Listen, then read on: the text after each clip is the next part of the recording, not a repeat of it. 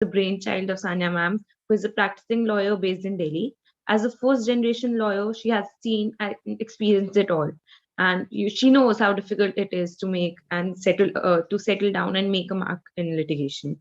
Her struggle and learnings has inspired her to begin with this teaching firm so that she can create the much needed legal awareness and can also teach young individuals and law students the nuances of law which are often ignored by our law school. Now, coming to today's session, this workshop is primarily focused on the skill of drafting.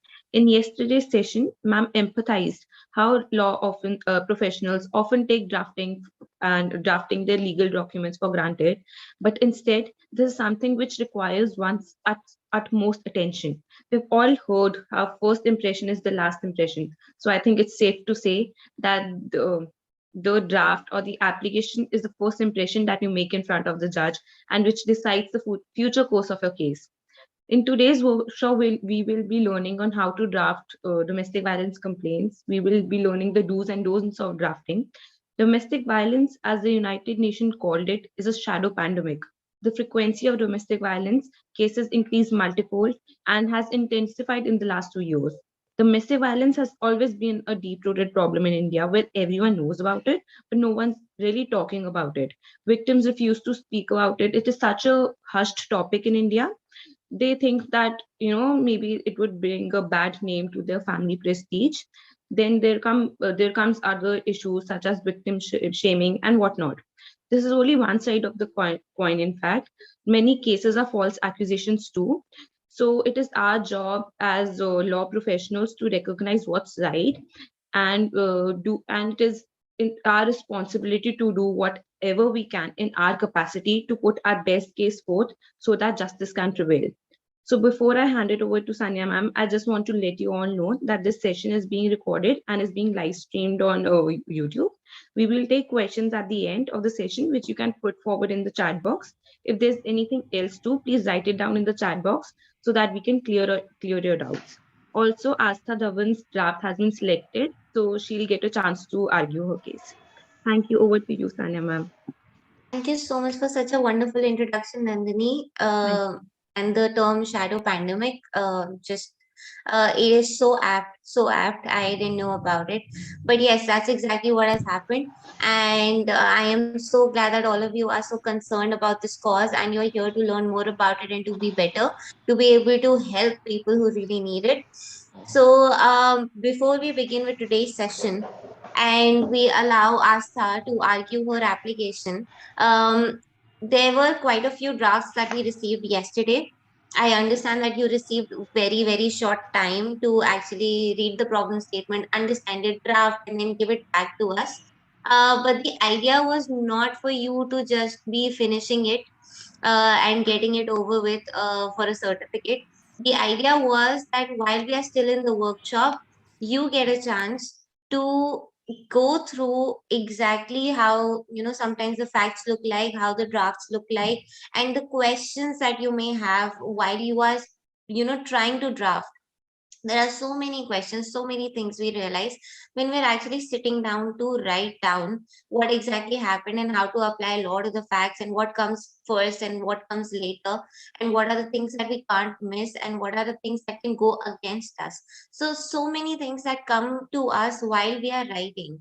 And I'll tell you how to go about the problem statement. I'll share my screen. We'll go through the problem statement together. We'll go through the facts together. We'll go through the draft together. But before we do all of that, I would like to congratulate Astha. Astha's draft was actually the way she drafted, and if she'd be willing, she could share her draft with all of you later. But the way she drafted it, it looked professional. It was very well structured.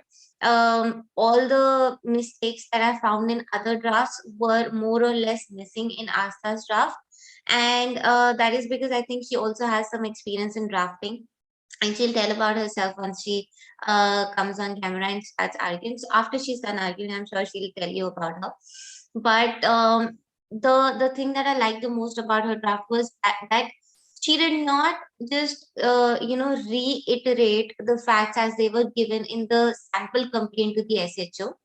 She structured them, she made them in a chronological manner, and she wrote them in third person in a strategic manner to really make sense about how all of this constitutes to domestic violence. So that is something I'll discuss with you in detail.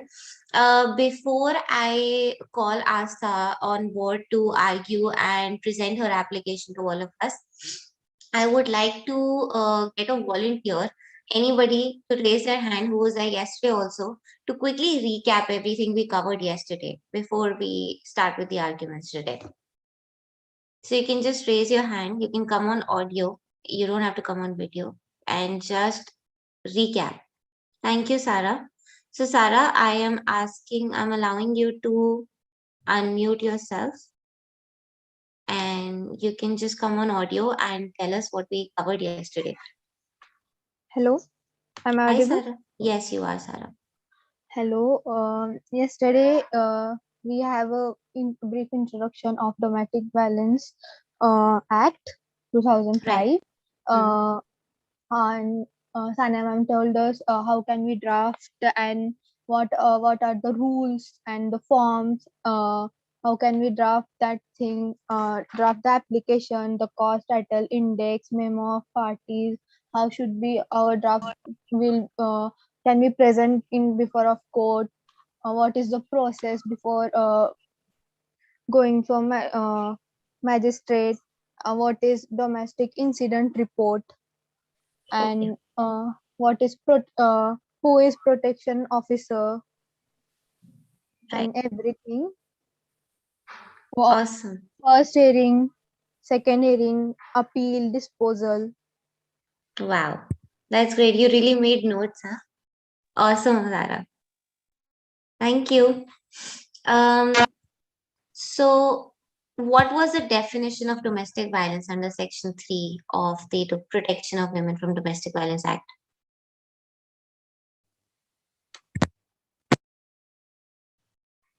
Okay, I think Sarah has explained enough.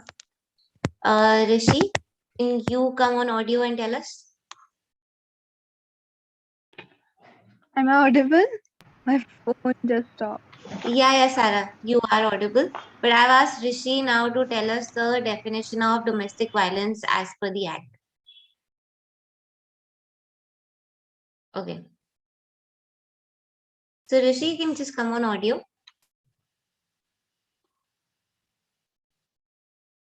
Rishi was also one of my students for litigation basics.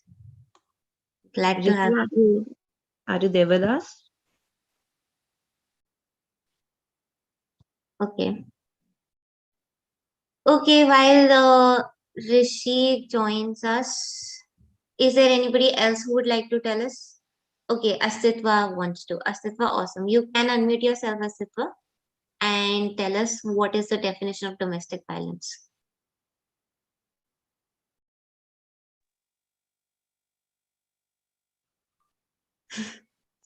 Okay.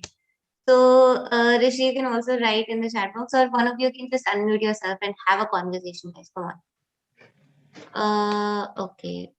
Try now, Rishi.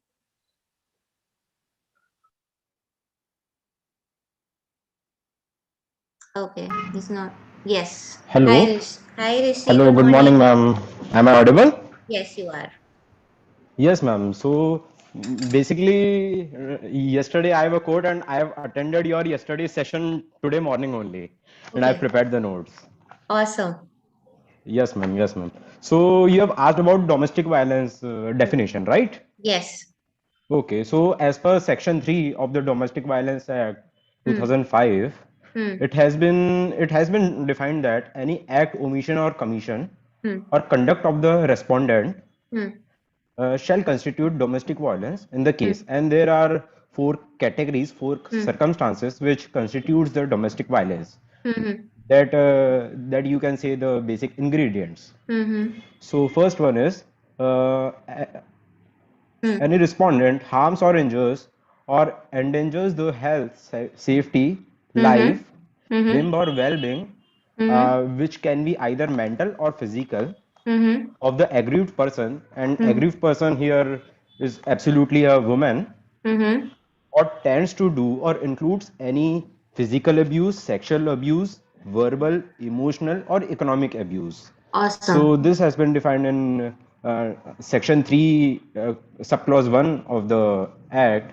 Then, Great. secondly, moving ahead, the clause 2 says that uh, any respondent that harasses, harms, injures, or endangers the aggrieved person to coerce her or any other person related to her meet any unlawful demand, like just in the problem statement they have demanded for dowry, and Right. they have asked for jewelries from the mother of the aggrieved person, Right. just like Right. any property or valuable security that has been defined in subclause 2. Right.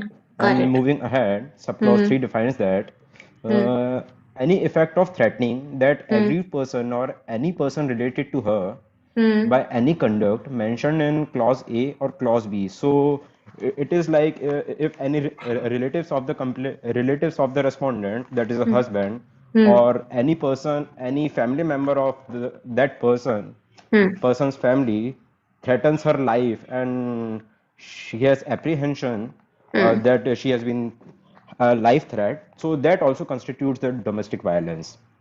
Okay. Awesome, Rishi. And last one is injures, cause harm, whether physical or mental. That has been, I think, repeated and has been covered in first, second, and third clause, ma'am. Yes, yes. Awesome. So the keywords Yes, that ma'am. you all need to remember from this definition is physical abuse, economic abuse, sexual abuse, emotional and verbal abuse. So you have to make sure that the facts that you are presented with, they are falling in one or both or all of these categories.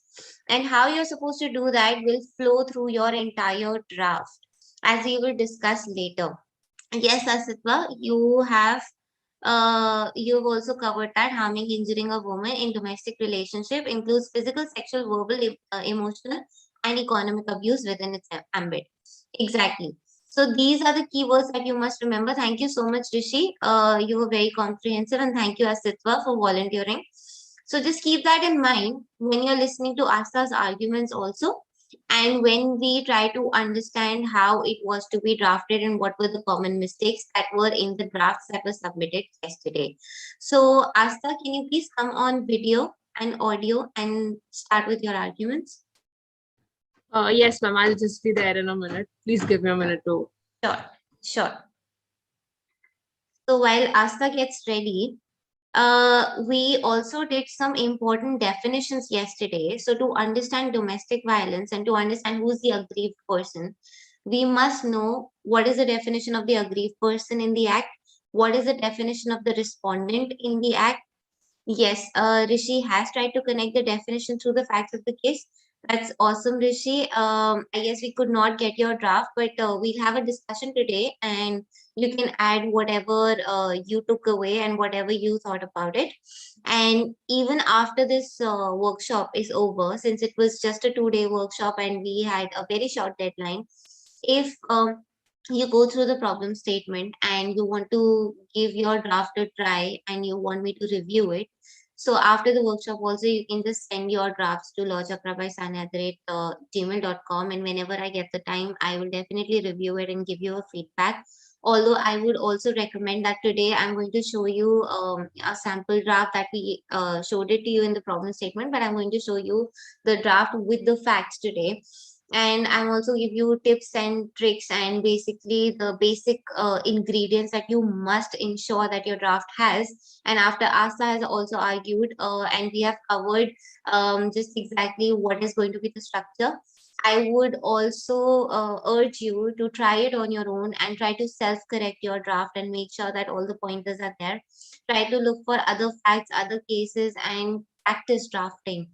Like I said yesterday, it is not something that comes to you overnight. It requires a lot of practice. You have to make sure you're grammatically correct. You have to also make sure there's pressy writing. So pressy writing is that the art of you being precise. Although it is very difficult in family law cases and domestic violence cases, because sometimes you have to elaborate the fact to explain just exactly what happened. So you have to ensure that, the judge or the reader of your draft is getting a mental picture of what the applicant has gone through.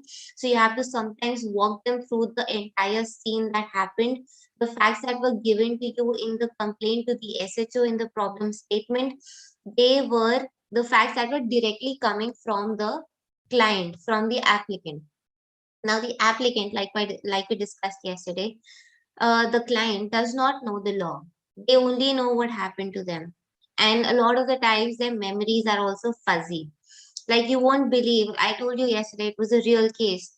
So we had that complaint. After that, we sat down again to understand the chronology, to understand the sequence of events that happened with us so we could draft better. And when we did that, a lot of new facts also came to light. And as a lawyer, you also need to know what you have to say and what you don't have to say in your draft. So it's not like you'll put everything and anything there is to put in your draft. You'll also have to understand what works for you, what doesn't work for you. Sometimes you have to connect two different events and make that one event to make it even more clear, to emphasize that yes, this does constitute to domestic violence. And it happened this on this date, on that date. And a lot of the times, in these cases, the victim, the aggrieved person, does not remember just exactly what were the dates. In this, the statement, the facts that were given to you, the dates were pretty clear. And a lot of facts are not given in the complaint because it was getting too long and also too complicated.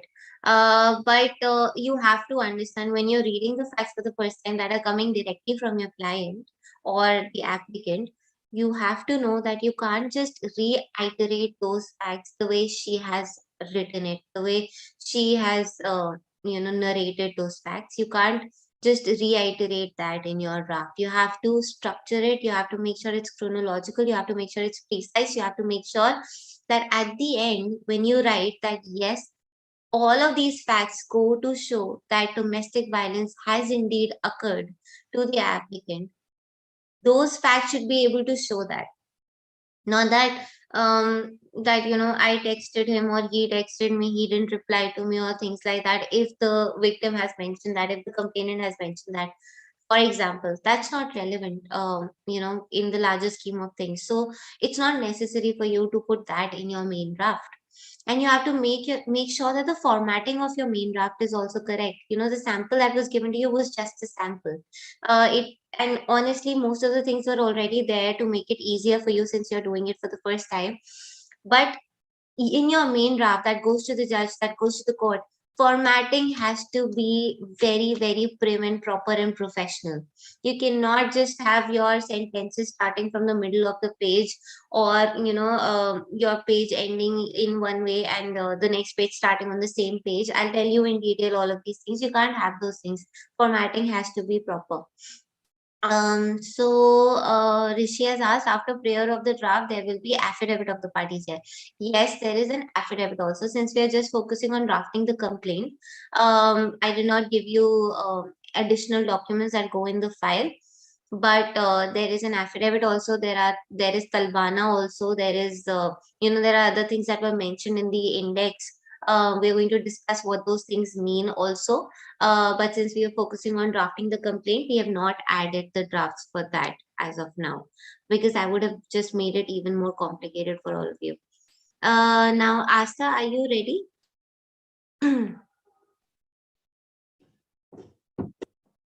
Yes, ma'am, and I'm visible and audible.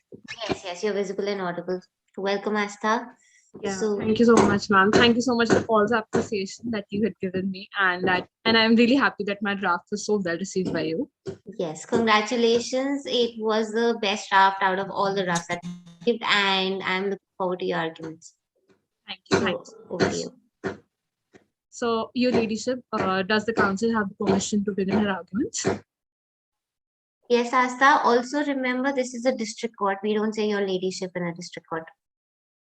We say ma'am or Janab. But not Janab, yes, ma'am. I've heard Janab, yeah. Yes. Ladyship is in High Court, Supreme Court. Okay.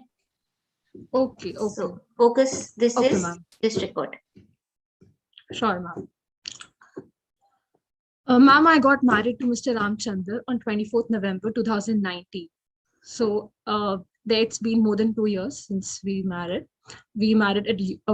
Our wedding took place at Moga.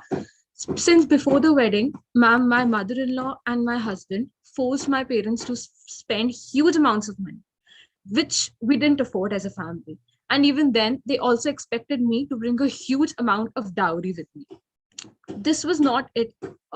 Ma'am, they have always humiliated me. They have always humiliated my family, even when we tried to fulfill all their expectations. Yet we have always been a subject of we've always been harassed in front of their relatives and friends, and they have taunted us. They have been dissatisfied with the whatever valuables that my parents gave at the time of my marriage. For that matter, I also told my husband about my thalassemia condition much before the marriage, and he supported me at that time, which I found that it was really good. But the only reason that he didn't have any physical relations with me throughout the marriage, just because my mother-in-law had already instructed him that he didn't want her to have any children. Even ma'am, when my husband was not under the influence of my mother-in-law, when we stayed in Hyderabad, he used to fight with me over small things. My mother-in-law and my husband had forced Counsel, me. counsel, counsel. Yes, ma'am. I am interrupting you. Where did the marriage take place? At Moga. Marriage took place at Moga. Where did you live with your husband? My relationship was, ma'am, I lived with my husband at Hyderabad just after coming from the honeymoon. So how are you filing this complaint in Gurgaon? Because currently, ma'am, I am residing with my parents at my Gurgaon house. Okay. So are you working? No, Have ma'am, you I'm not working. have you filed a complaint before? No, ma'am, I have filed a complaint to the station house officer for registering an FIR under section 498A and 406. Okay. And the FIR was not registered. No, ma'am. And Okay. hence I have been constrained to file this domestic violence complaint. Okay, please proceed. Yes, ma'am. So even when I stayed with my husband in Hyderabad, he was not under the influence of my mother-in-law. Even then, he used to fight with me over small things. And even when I wanted to work and I was qualified to work, yet they forced me to be a housewife. And above all, they still wanted me to contribute to the household expenses, even when I didn't have any independent income of my own. And they wanted me to ask my parents and my brother repeatedly for money so that I could contribute the household expenses. And when I had volunteered to work and even give the money for a house help, my husband again taunted me and told me that I wasn't useless. And suffice it to say, ma'am, that my husband and my mother-in-law have always been very insensitive towards me. My mother-in-law, when she visited us in Hyderabad once, she even slapped me just for dropping tea on the sofa. Even after the lockdown, their behavior worsened. And even I found myself helpless because there were really less opportunities for me to access help. When I came to live with them at Moga, I was treated like an outsider. No one talked to me, and I was treated like a maid servant, as I was supposed to do all the household work completely on my own without any help. And then I felt as if I was trapped in my house, as my mother-in-law checked my text and call logs. I wasn't allowed to have any relations with my family. And my mother-in-law had expressly forced me to cut all my ties from my family, and I was not allowed to go anywhere outside the house without her permission.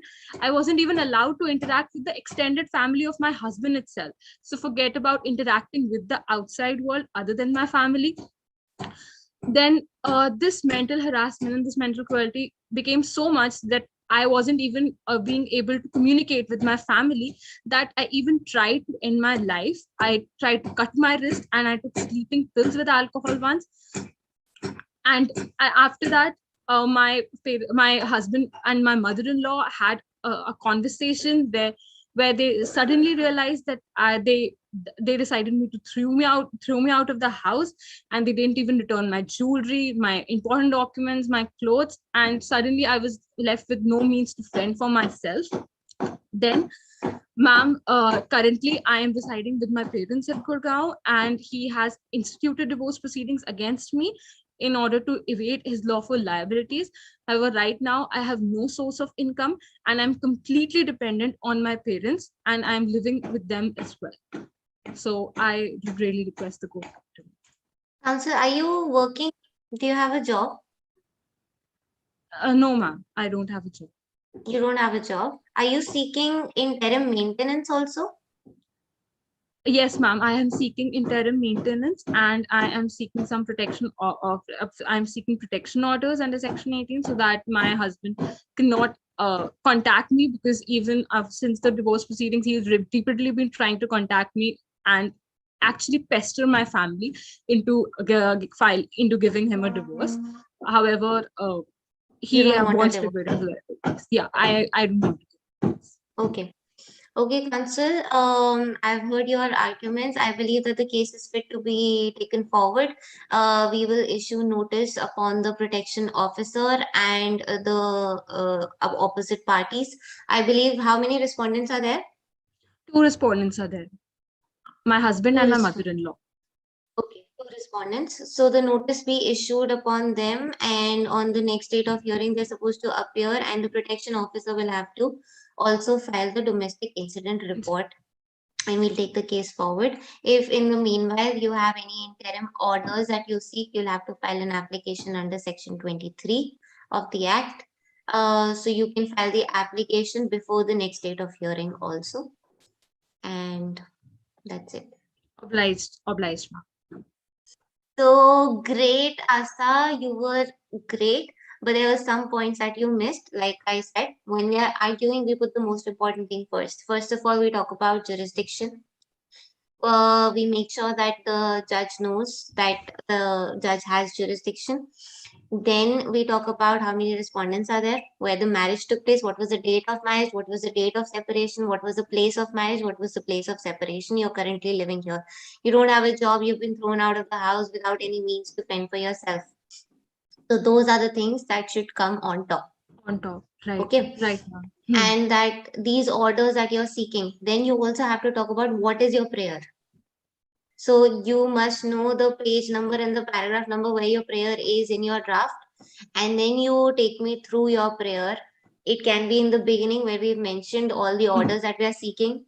It can be towards the end, wherever it is, you take me through the prayer. You tell me these are the orders that you're seeking, and this court has jurisdiction to give you those reliefs. And then interim reliefs that you're seeking. So a lot of the times we do file the interim relief application right with the main complaint in the beginning only, and before the first date of hearing, if the case is allowed, we ask for interim relief there and then only.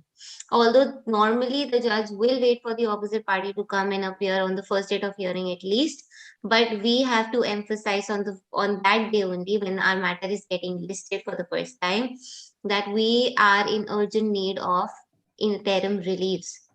Sometimes there are children. In this case, there was no children.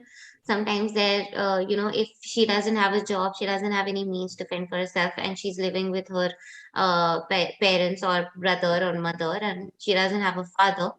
So, how will she make do? And we have to stress on that. And another thing that I wanted to let you all know, we are not going to discuss that in detail. We're not going to discuss the draft or anything, but we also file an income affidavit. Okay, an income affidavit goes to show what exactly the aggrieved person is earning or not earning, what are their expenses on a regular basis, on a monthly basis, how much do they spend on their medicals, how much do they spend on their traveling, on their buying new clothes or medicines or things like that, whatever their almost monthly kharcha is, that has to be specified like we did in the draft also. But we have a proper income affidavit for that. And then we also have to share our bank statements and say that, okay, we are not earning anything. If we don't have a job, if we have a job, we have to, also attach documents that go to show what is our salary, what has been our ITR, and things like that. And then we go on to talking about how much the respondent is earning, where they are working, what they are doing, and how much maintenance we want to claim from them. So income affidavit usually goes along with the application for interim relief and also the complaint that we are filing, but that also depends from court to court. I'm talking about Gurgaon court specifically. In Delhi, so in Gurgaon court, when you file the case, the matter gets listed on the same day. In Delhi, you get another date for the matter to get listed. Okay. In Bombay, there might be some different rules and regulations. But I am telling you broadly, these are the documents that have to be there. They can be on one day, they can be filed on another day, but these documents are to be filed along with your main complaint. So that is why the magistrate would always emphasize on the fact whether she's earning or not, or if she needs any interim maintenance or not. And for that, income affidavit is required. And if the opposite party does not show up, then you get to pass ex parte orders that we discussed yesterday. In the absence of the other party, you can pass the interim reliefs and say that while the case is going on, you are supposed to pay her this much amount on a monthly basis. While the case is going on, you are restrained from contacting her or her family. That was a protection order. Okay. So very well argued, Asta. And these are the things, even I'm learning right now that you don't say your ladyship and things like that in district court. District court is very different. You say sir or ma'am or janab. Ma'am, Yeah. actually, yeah, had it out on that because in Delhi district courts that I have seen advocates using your ladyship and your lordship. So that is Yes. why, yeah. So I had a doubt on that. Is that a difference between Delhi district courts and Gurgaon district courts or No, something no, like no. that? In No, no, general, no. In general, when it's happening, when you're in the flow, you just say it. In Delhi, you use more English recipe. In Gurgaon right, district courts right. specifically, you're more like English और हिंदी ज्यादा चलती है यहाँ पे जनाब करके and all that वैसे या सर वो करके.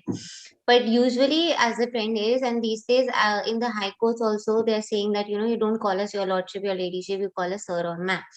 And in district courts, they are not justices, they are magistrates and junior division civil judges, criminal judges, and things like that.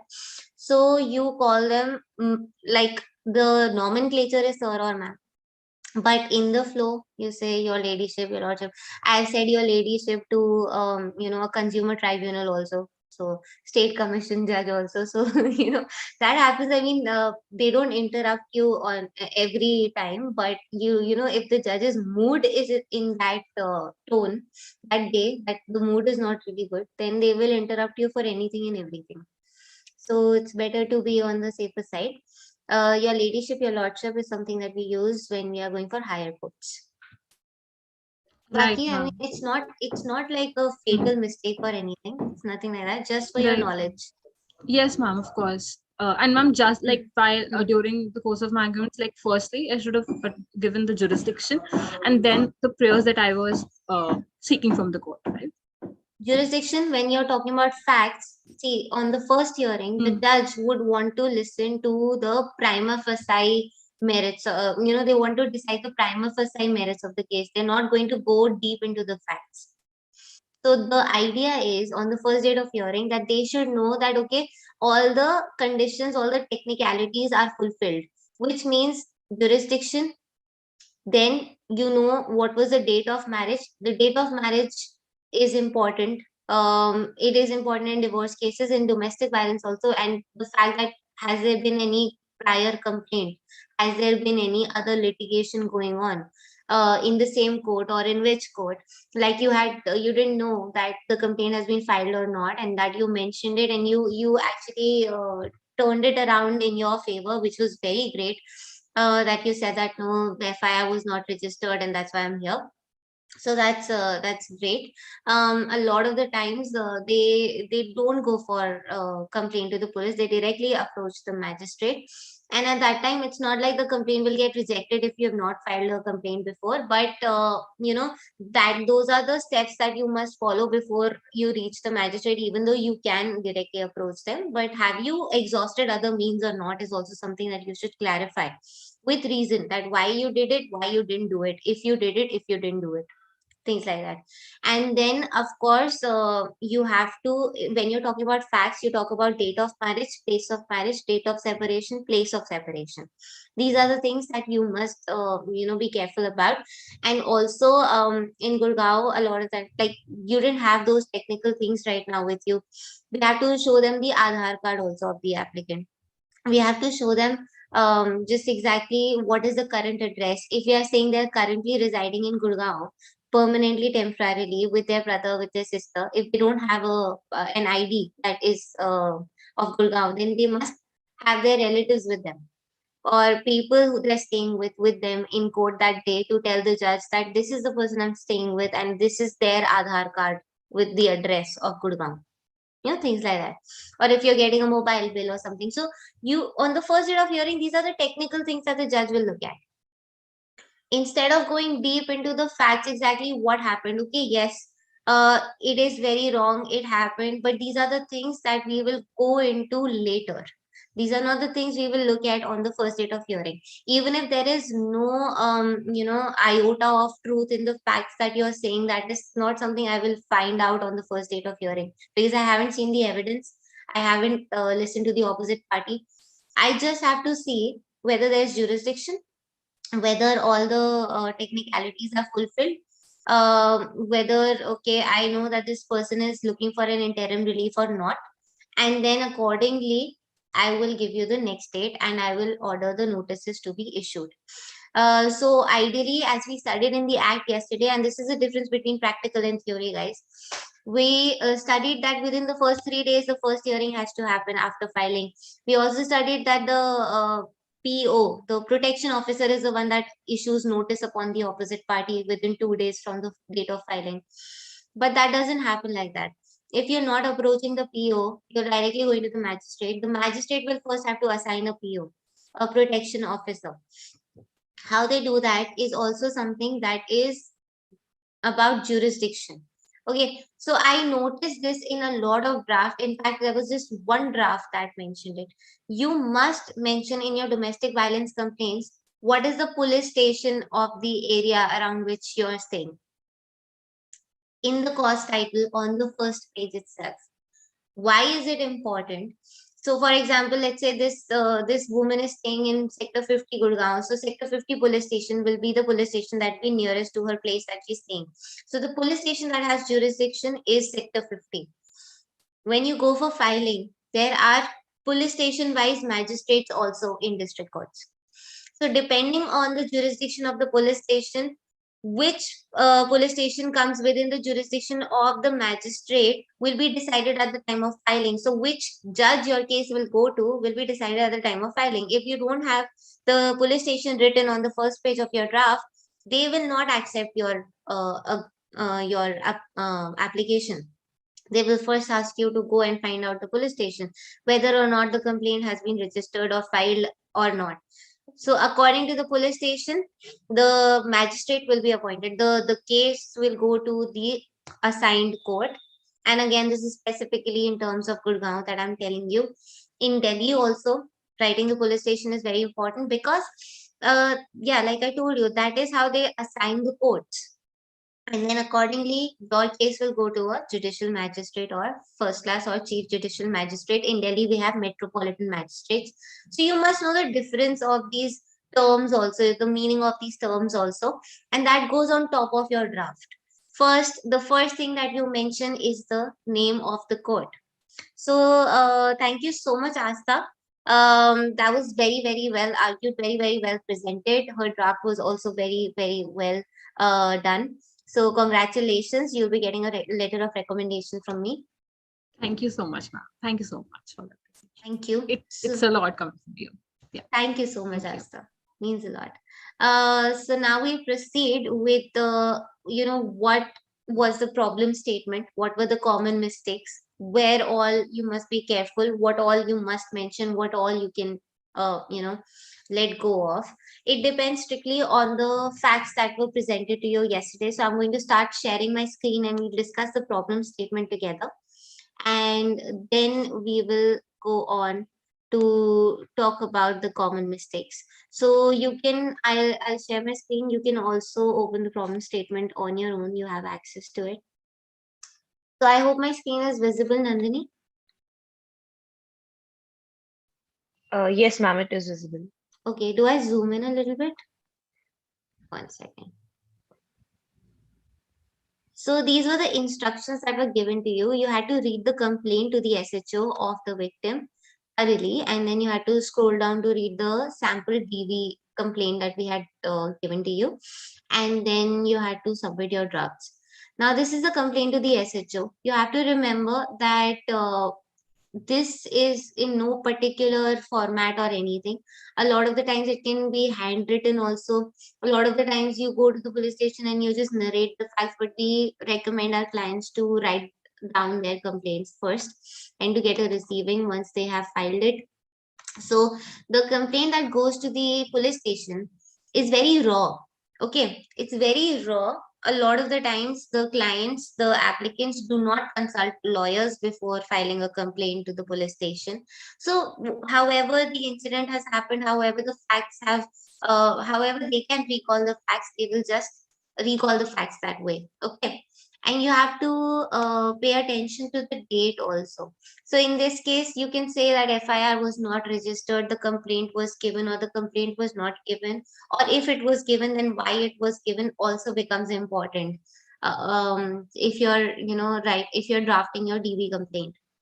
Now, complaint for registration of FIR under Section 498A 406 34 IPC against Ramchandar and Rameshwari. So this also becomes very important. Number of respondents, because when we go to the court, and we are responsible. If we are filing a case, we are responsible for the fact that the notice is issued upon all the respondents that are present in the case or that are party to the case. So if there are two respondents, we have to be very careful in specifying that yes, there are two respondents. Who are the respondents? How are they arrayed in the memo of parties? So you have to clarify that, and you have to make sure that you know all of that. So pay attention to it. In this case, there are two. One is the husband, the other is the mother-in-law. I, Shilpa Sharma, daughter of D.K. Sharma, resident of Gurgaon, married Ramchandar at Moga as per Hindu rites and ceremonies. Now, if we are saying that she got married in Moga, we have to be very careful. Now, like I told you yesterday, how are we making jurisdiction? When we are, trying to understand the facts from a layman's perspective, we'd always go into the story. We'll be, appealing to our emotions and our sentiments and trying to understand, especially when it comes to cases like domestic violence or cruelty or sexual harassment. So we have a tendency as human beings, as lay persons, to just, look at the facts and be like, oh my God, this is not done, and things like that. But when you are looking at facts from the standpoint of a lawyer, of an advocate who has to draft, who has to argue, even while drafting, you have to just pay attention in your head, at the back of your mind. You must be thinking about what the judge will be thinking when he or she gets to read your draft. What will you argue? What kinds of questions can be posed to you? Are those questions answered in your draft? You have to make sure that all of those things are in place when you are drafting, because like I said yesterday, you cannot travel beyond your pleadings. You cannot introduce new facts out of the blue if they are not in your draft. So your draft has to be very comprehensive, and you have to be very, very careful about what you are presenting to the judge before you've even had a chance to argue before the judge. Okay. So the number of respondents, the place of marriage is Moga, and they met on jeevansati.com. No child is born out of this wedlock. This also becomes very important, because if a child gets involved in these cases, then the entire thought process of the judge changes, because then it shifts to the safety and the well-being of the child. So you have to emphasize that. If there is no child, then you have to stress that fact that there is no child born out of the wedlock. Then met through Jeevan Sati on so and so, that date is not important. The date they met, the day Roka ceremony happened, not important until and unless something happened on that ceremony. So when I told Ram about the first time we met, he said it's not a big deal and supported me. Now she is recalling the facts as per her memories, right? So she's recalling when was the first time I told him that I have thalassemia.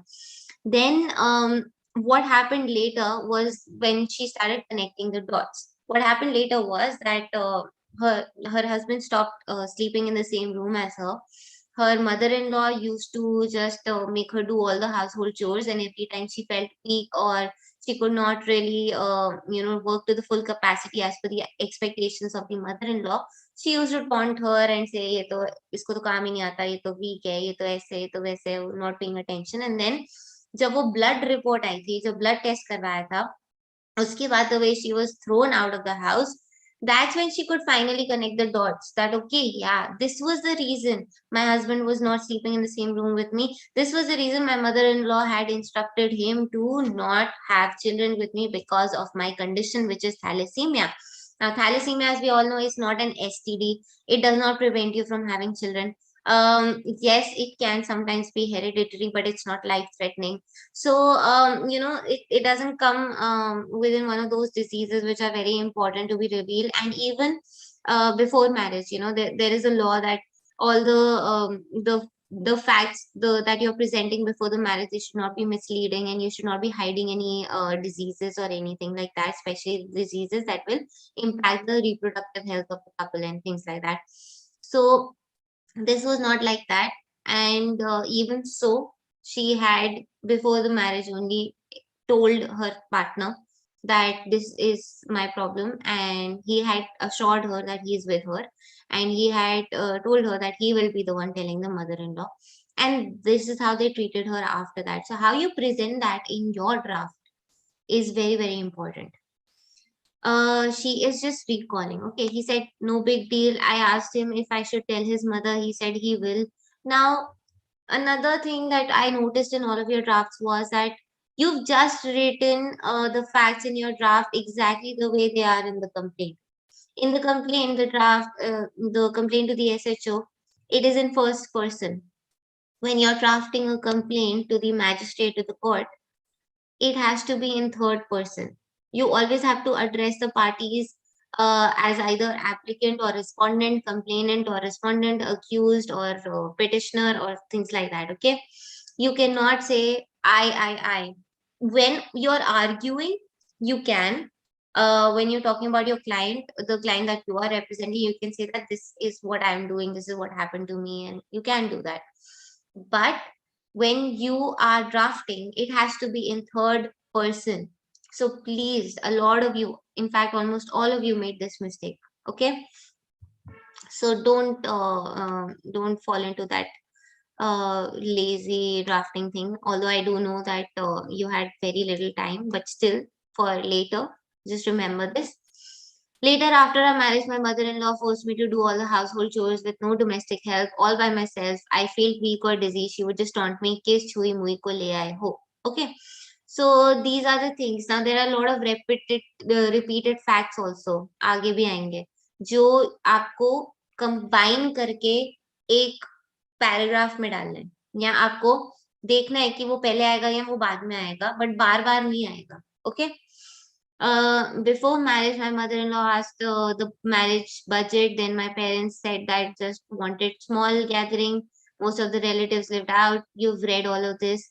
So उनको इतने पैसे चाहिए थे. उन्होंने बोला कि हमने तो अपनी बेटी को बहुत पैसे दिए हैं, आप अपनी बेटी पे पैसे नहीं लगाना चाहते. बाद में भी इस बात पे बहुत टॉन्ट्स मारे. सो अगेन ये डाउरी आ जाता है, इकोनॉमिक अब्यूज आ जाता है. यू हैव टू, और जो इमोशनल एंड वर्बल अब्यूज है वो सारे टॉन्ट्स आ जाते हैं. जो उसके हस्बैंड ने किया वो सेक्सुअल अब्यूज में काउंट होता है. जो उसको नौकरी नहीं करने दी वो इकोनॉमिक अब्यूज है. सो आपको अपने माइंड में ये ध्यान रखना है, what is the definition of domestic violence when you are reading the facts. कौन से कैटेगरी में फॉल करता है ये, then how you are presenting that in your draft. Okay, that becomes very careful, very very important. Then we gave our daughter 20 lakh jewelry. Again, the same thing happened. Again, she was forced to bring money to Moga. then so many things that she wanted, शादी में ऐसे होना चाहिए, ये होना चाहिए, वो होना चाहिए, and पग फेरे के लिए नहीं जाने दिया, वहां पे इतना इशू क्रिएट किया, हनीमून पे लड़ाई किया, and ये सारे फैक्ट आपको डिटेल में इस कंप्लेंट में दिए हुए थे. सो उसके बाद एक और चीज बहुत स्पेसिफाई करनी है अच्छे से. Now the mother in law did not live with them the whole time, right? They were living in Hyderabad alone. The mother-in-law used to come and visit them and stay there for months and months on end. And then उसके बाद जो भी हुआ वो तो मोगा में हुआ. मोगा में they were all again staying together. Family से कट ऑफ करने के लिए बोला, बात नहीं करने के लिए बोला, हरास किया, सब कुछ किया. नाउ अगर आपका ड्राफ्ट ढंग से इस चीज को नहीं रिफ्लेक्ट कर रहा है, that she used to stay there for these many months, and वहां पे जब वो थी तब उन्होंने ऐसे बोला था, वहां पे जब वो थी तब ऐसा हुआ था, then आप ये चीज जज को कन्वे नहीं कर पाओगे, because the opposite party will very easily take advantage of this loophole and say that, you know, the mother-in-law never lived with the daughter-in-law, so how can she be committing domestic violence on the daughter-in-law, and that the mother-in-law's name should be deleted from the array of parties. You know, that will be the first application from the opposite party, if you have not written in your draft very specifically just exactly how the mother-in-law is implicated in this.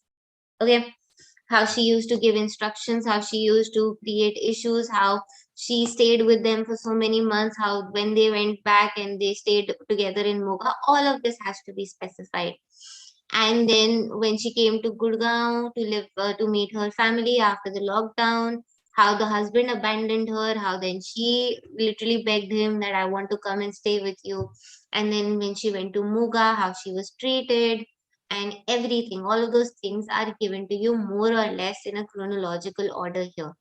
Although, let me warn you, when you're dealing with real life cases like this, and when they are coming to you for the first time, or when your senior also gives you instructions, a lot of the times they will not be in a chronological order. A lot of the times, like in this particular case, in this, you know, the client, when even after she drafted the complaint to the SHO, we had to sit down for multiple meetings for me to get more information out of her.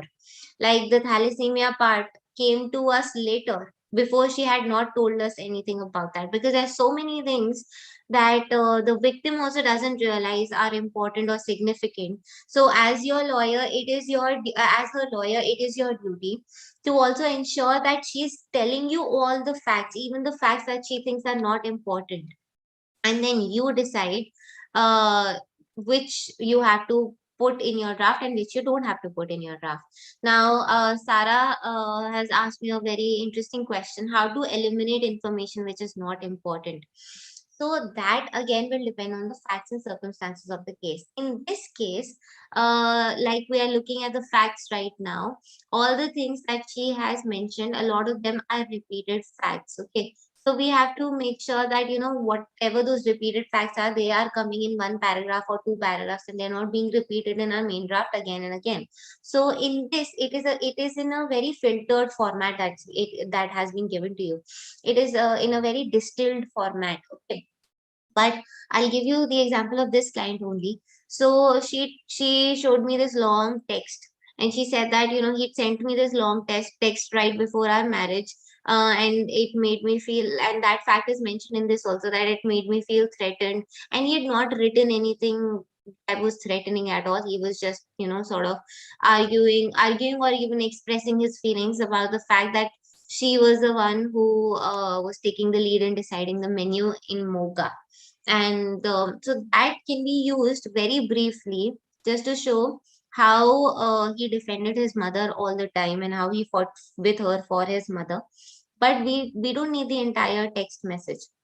Another thing you need to make sure is that whatever you're mentioning in your complaint, जितनी भी चीजों के आपके पास proof हो सकते हैं, documents हो सकते हैं, वो आपको आगे जाके अटैच करने पड़ेंगे. Either you attach those documents along with your main application, main complaint, or you attach them later at the stage of evidence, but you'll have to attach some documents.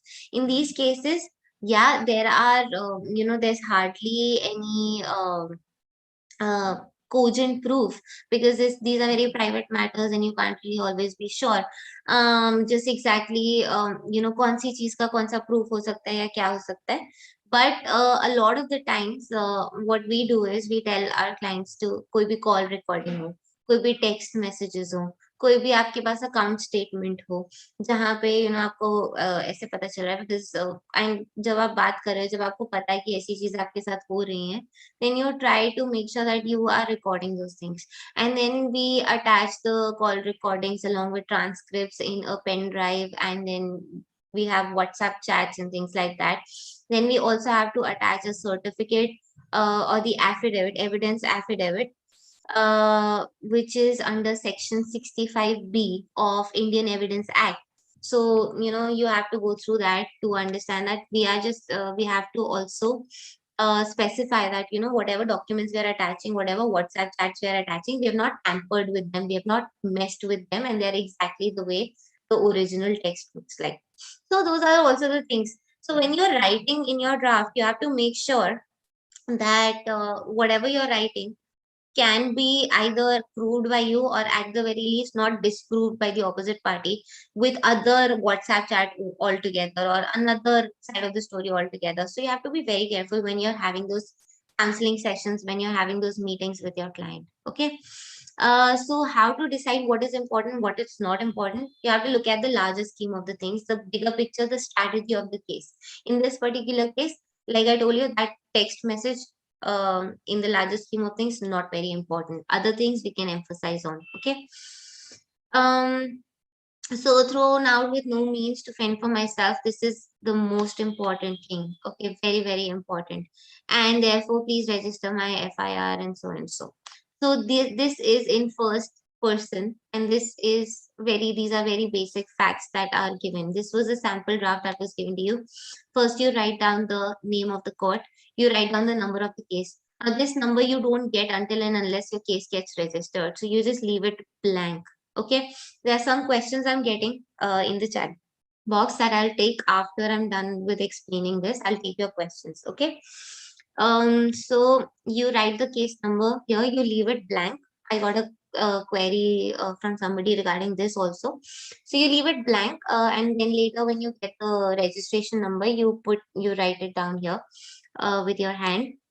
Now here you have to mention the case title, which is Shilpa versus Ram and another. Okay. Now when there are two respondents, we add and another. Another is written like ANR. If we are writing, if there are 3 or 4 respondents, we write the name of the first respondent and others, ORS. So this is also very important. Very little things that you need to pay attention to. And here it's mentioned police station. PS is police station sector 50 Gurgaon. Now here this is the first page where the index goes. You have to mention the police station. Now application under section 12, this title goes on every page. Here you have index. Now a lot of things are mentioned in the index. I'll explain what those things are. Not all the things are present in your file when you're going to file the application under section 12 always. Okay, these are just the things that can be there. Even if they're not there, you can always file them at a later stage. So application under section 12, you have to mention which page number of the file it can be found. Affidavit in support of application, like Pressy mentioned today in the morning. So what is an affidavit for the law students and for the one special student that we have who's in 12th who wants to do law? Affidavit is a sworn statement that is under oath that goes along with all the legal documents that we file in the court. Apart from criminal cases, mostly, in hardcore criminal cases, we don't have to attach an affidavit at all times. But in civil cases also, and in CASI civil cases, CASI criminal cases like this one, we have to give an affidavit in support. Affidavit is a sworn statement that I know the facts and the circumstances of the application of this case. I know the facts about of the case. They have been the application has been drafted under my instructions by my counsel. I am competent to swear this affidavit, and it's very simple. And you also have to say that nothing material has been concealed from the court. So that is the affidavit that goes. along with the application. And then certificate, like I told you, it's an affidavit, it's an evidence affidavit under section 65B, which says that I have not tampered with the WhatsApp chats or the call recordings and so on and so forth. And then application under section 23, that application is for interim reliefs. So if we are asking for interim reliefs, we endeavor to just file our application along with the main complaint.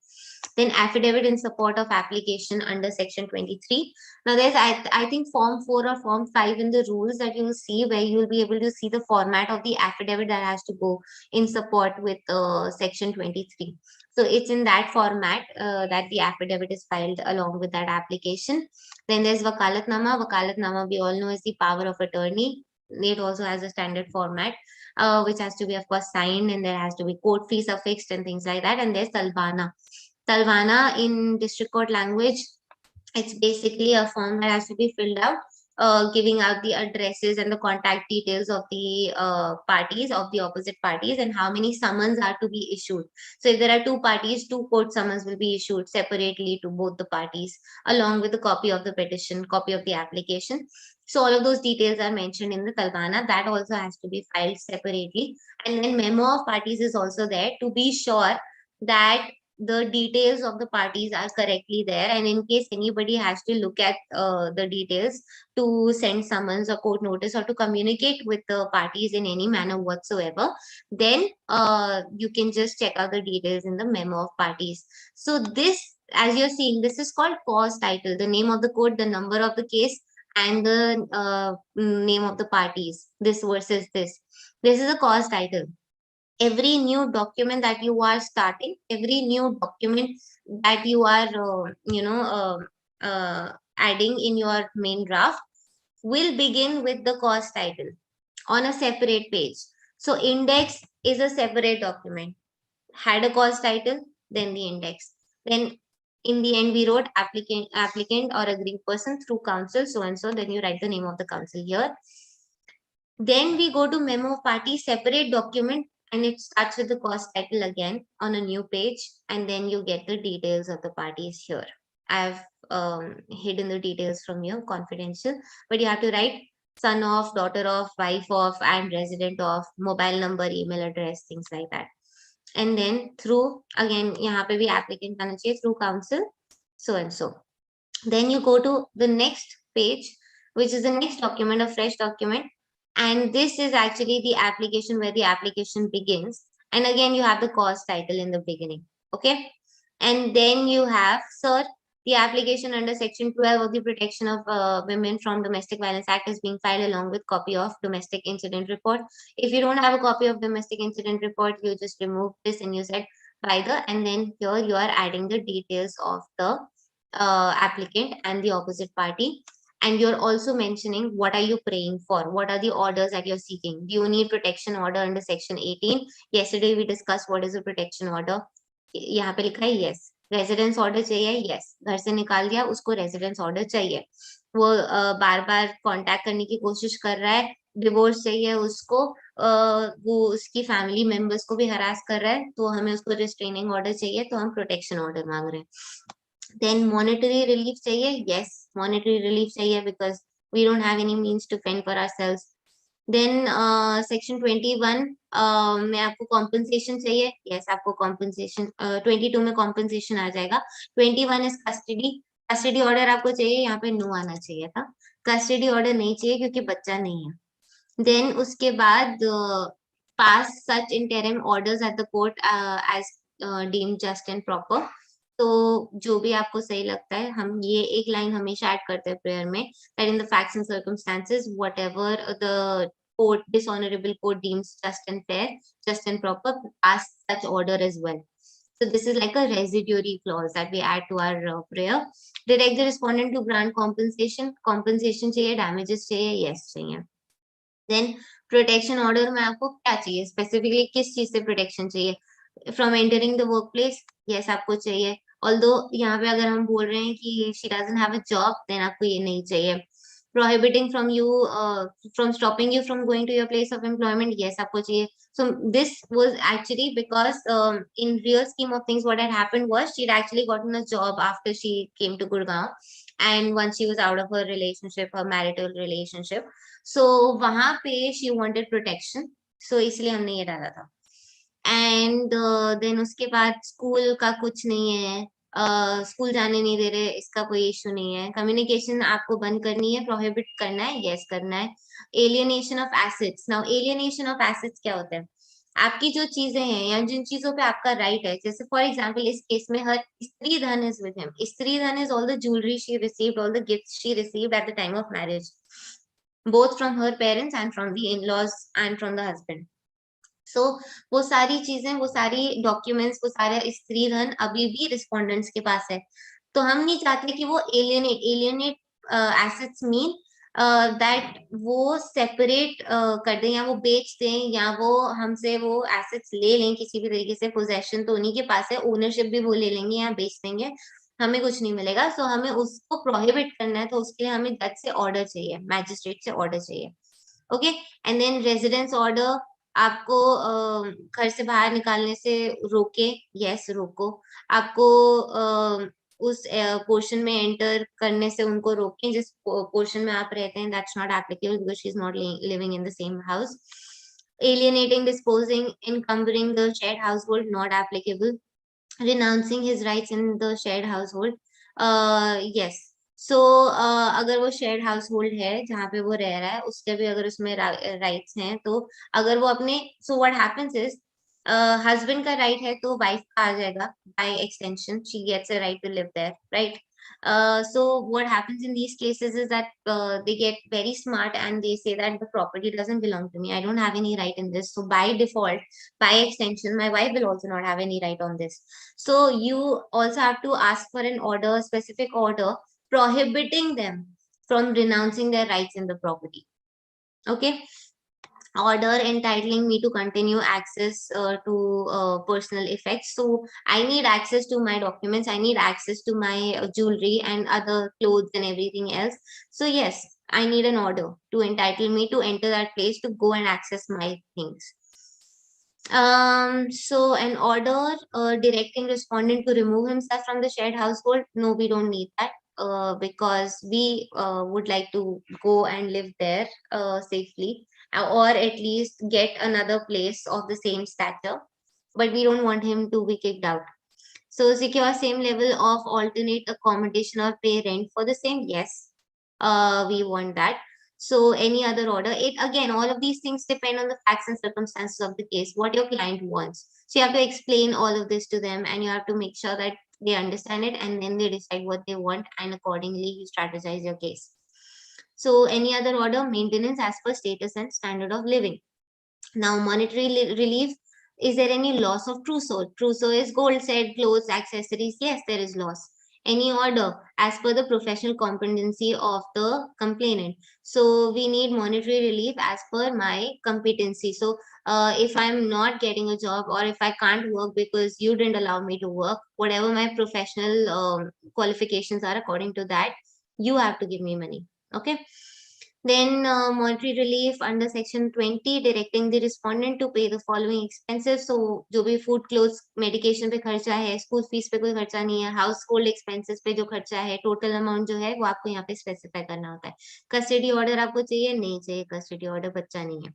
Then aggrieved person on behalf of details on such person, there is no kid involved. Compensation आपको चाहिए mental torture, emotional distress के लिए, ये रहा आपका compensation का amount जो आप मांग रहे हैं. Then details of previous litigation, this becomes very important.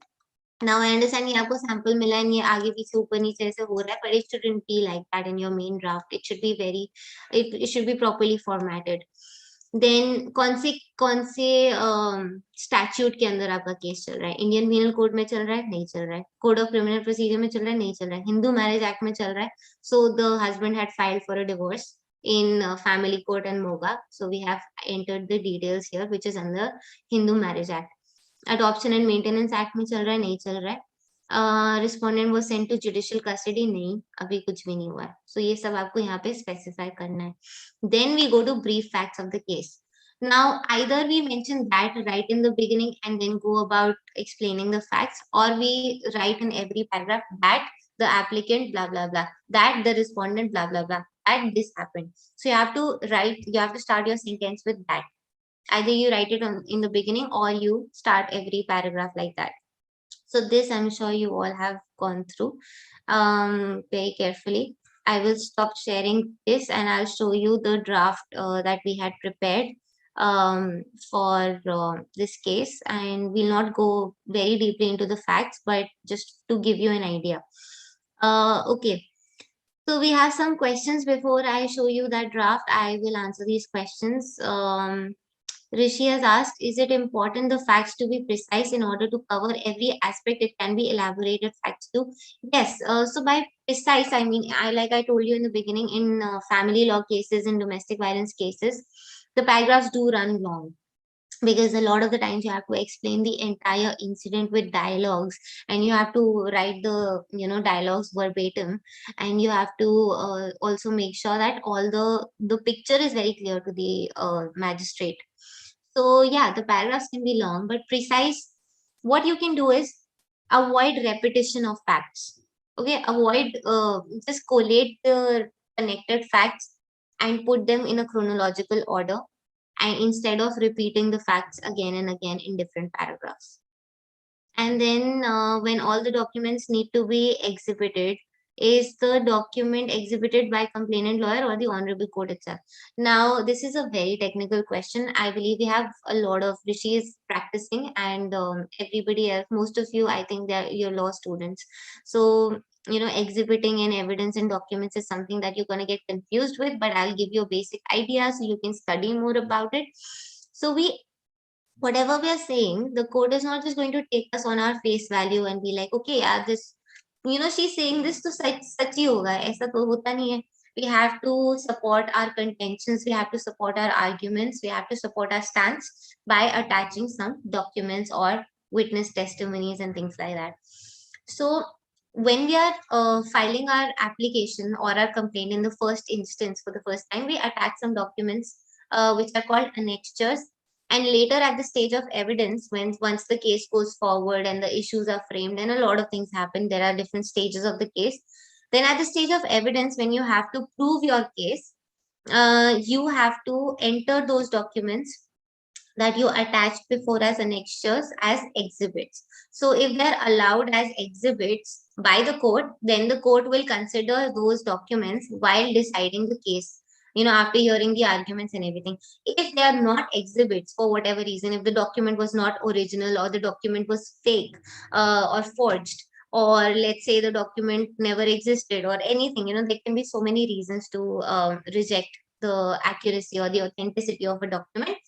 Then the document will just get marked and not exhibited. If it gets marked, then the judge can decide to look at the document or not look at the document while deciding the final case. But that is not entered into evidence, so it does not become a part of the court record per se. Okay, so it becomes very difficult. So these documents, like you asked Rishi, the WhatsApp chats and the call recordings, the transcripts, the pen drives, we usually attach them along with your main complaint, calling them annexures, so and so, and later they become exhibits at the stage of evidence. But we have to attach those documents. The court will later decide whether they are exhibits or marks. Okay, so I hope that is clear. Rishi, you can just let me know. Now, Astitwa has asked, tapping of calls is useful in evidence and legalized by Evidence Act, but isn't that illegal by doing that in violence? Okay, so the law on call recordings and WhatsApp chats and all of that is very, very gray right now. There are no specific legislations or any specific laws that are prohibiting specifically from, recording the calls or things like that. But in family law matters, in domestic violence cases especially, it is widely recognized that we don't have any agreements or contracts or paper trail, especially when it comes to violence, when it comes to abuse, when it comes to what happens between the parties once they're married. So for that, we have to rely on WhatsApp chats, we have to rely on call recordings.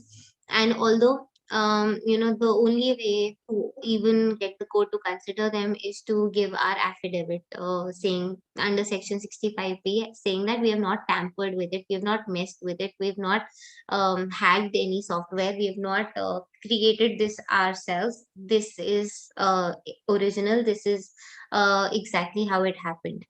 So if that affidavit is proven to be false, then we can be convicted under perjury, right?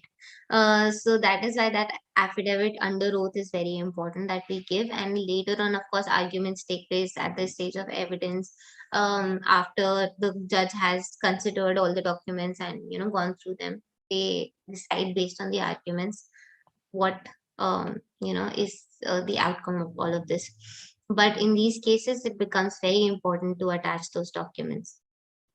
And that's why we tell our clients that you should, if you're still living with the abuser and you are looking for a way to get out, start collecting evidence, start recording, start having these WhatsApp chats, so at least send an email, at least there's some sort of admission or some sort of acknowledgement of the fact that this is happening. Okay. And then Rishi has said what the facts were stated were true to my knowledge. Yes, yes. So you have to specify that in the affidavit, that what are the facts stated and what is the document and everything that is true to the best of your knowledge, and that you have not tampered with it. So Rishi has asked, please repeat about Talvana. Talvana is basically a form that you get in court, in district courts, where you have to fill it out and you have to mention the number of summons, the code number of court summons that you will be requiring, how many number of respondents there are, and then you have to affix a particular court fees. So in case of, in usually we affix a court fees of 50 rupees. So 5-10 rupee stamps are affixed on that form. So that form can be accessed in any district court. I hope that's clear. Rishi said, yes, I'm practicing advocate. Sorry, just got beyond. It's okay. It's okay. I am sure that, you might feel a little lost, but later when you look at the video after, you've practiced or after you've drafted more documents, you'll be able to make sense of it, I guess. As Sitwa says, it's not prohibited, but it's not legalized also. It's not. That's why I'm saying there's a gray area around this. And in these kinds of cases, the WhatsApp chats and the call recordings become very, very crucial pieces of evidence. Rishi said, okay, awesome. So any other questions that you may have, you can just put them in the chat box. Now I'll just go on to show you the draft of the complaint. One second. The entire complaint. I've changed the facts a little bit. I've changed the names, of course. So again, cause title is here. Be very careful about that. Here in the index, there's complaint under section 12. There's affidavit in support of the complaint. There's application under section 23, affidavit in support. And there's Wakalatnama and Talbana, properly, formatted. And there's applicant, aggrieved person, through counsel, so and so. Again, on the next page, memo of parties, you have the cause title and then memo of parties. So name, daughter of, resident of, applicant versus number 1, number 2, respondent. And then again you have through counsel so and so. Then here again cause title and then the application under provision of section 12. And I explained to you what these mean. Protection order, residence order, maintenance, whatever we are seeking, we have to mention. And then we begin with the main facts of the case. So that the applicant, complainant is a law-abiding citizen. All of this we've read. Details of the complainant, details of the respondent. And then we go on to numerous incidents of verbal, emotional, mental, and economic abuse committed by the respondent number 1 being husband of the complainant. Respondent number 2 being mother-in-law of the complainant are described in succeeding paragraphs.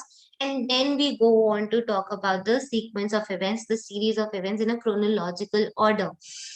It is opposite to mention here that the instant complaint is a classic example to show that even educated women who do everything for the sake of happiness, health, and well-being of her husband and his family who sacrificed everything, including her career, hopes, desires for betterment for her husband's life, career, name, are still subjected to numerous acts of domestic violence, including mental, verbal, and economic abuse, including demand of dowry, valuable items, and cash by the husband and mother-in-law. So, we are specifying that even educated women, even women who are capable of earning and fending for themselves, how they are reduced to just being housewives and just being, house servants and subjected to domestic violence like this. And all of this has occurred. All of these, the complainant herein has been subjected to mental, verbal, emotional, economic, and other forms of violence abuses by the respondents. Complainant has tried her best to make her marriage work for the sake of preserving her marriage, peace, harmony in her married life.